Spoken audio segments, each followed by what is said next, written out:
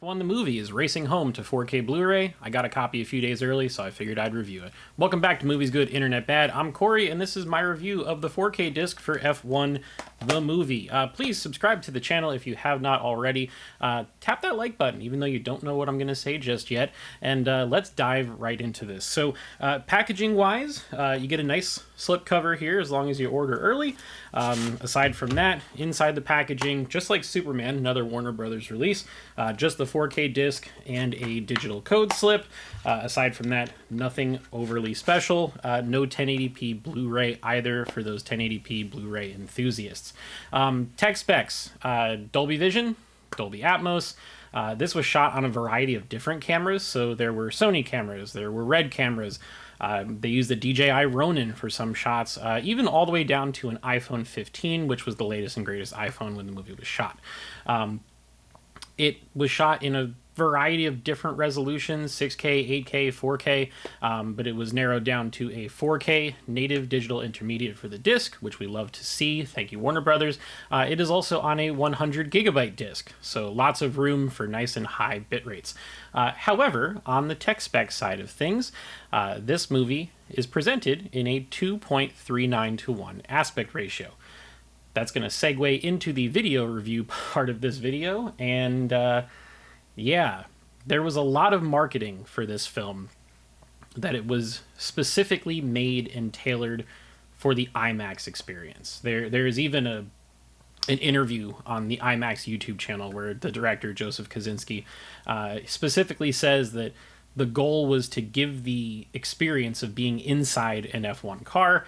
They developed a new camera system to be able to capture inside the cockpit in the IMAX ratio, and the film was presented entirely in a 1.90:1 aspect ratio when you went and saw it in the theater. Kosinski said that this was the first film that he's ever done where he didn't have to do variable aspect ratio, which is true. If you look back at Top Gun Maverick, Tron Legacy, they do the shifting thing that some people don't care for, some people love. But this one, in theaters, was all in 1.9. For the home release, for some reason that doesn't really seem quite clear, Warner Brothers decided to give this one a 2.39, which is CinemaScope. So black bars are going to be there. There are no IMAX sequences. It's interesting when you compare that to two other movies that Warner Brothers released earlier this year. First being Sinners, which alternated between a 2.76 and a 1.78 aspect ratio. A lot of the same type of marketing around format and aspect ratio was presented for that film, and the home release echoed that. So it had the 2.76 for the Panavision, and then it also went to the 70mm IMAX 1.78. And then Superman, which I just reviewed a couple weeks ago here on the channel, that movie was also shot entirely in 1.90, and the home release was also in that for its entire runtime. So interesting to see.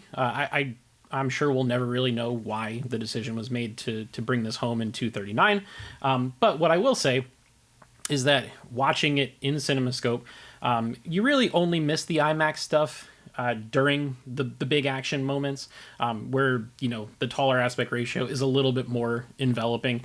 But I will say that it is very clear that when this movie was shot, all of the compositions were made very thoughtfully with the 2.39:1 aspect ratio in mind.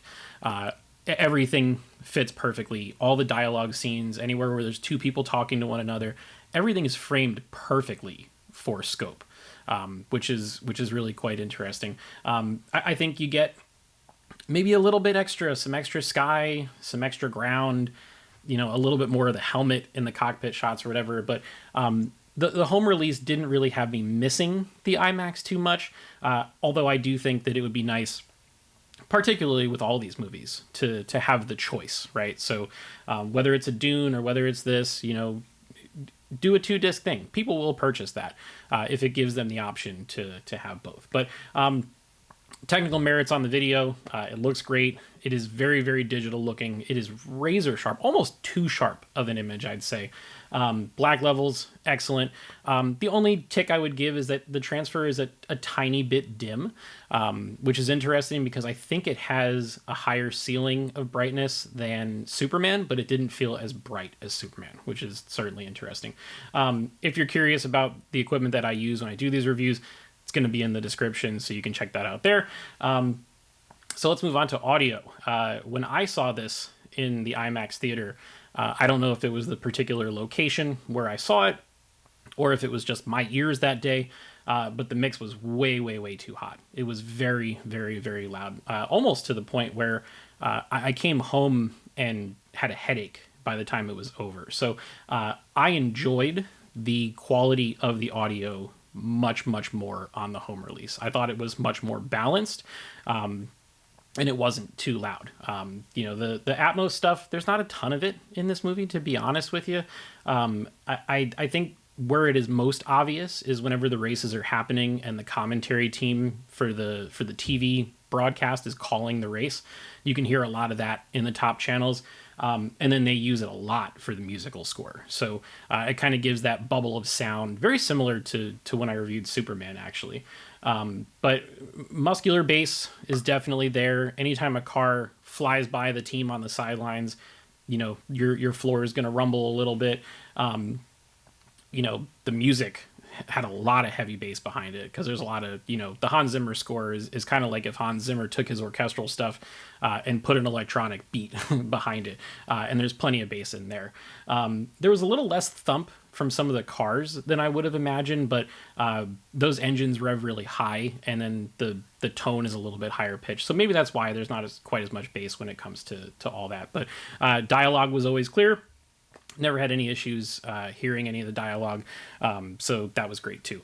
To wrap things up here, special features wise, there's a table read video. Lewis Hamilton gives a little interview. They talk about some of the sets, you know, filming around the world during the events of actual F1.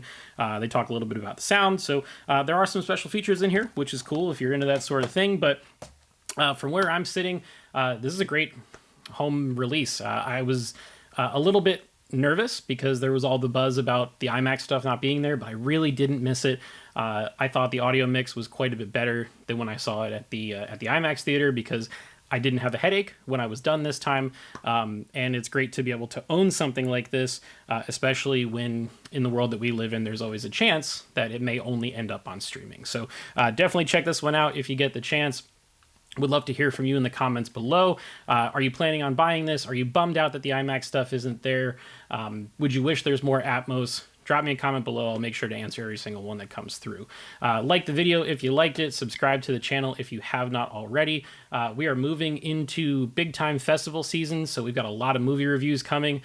We reviewed One Battle After Another, Paul Thomas Anderson's new flick, last week. We also wrapped up Alien Earth, so make sure to check out those videos. Be on the lookout for so much more. And until next time, we'll see you guys in the next video.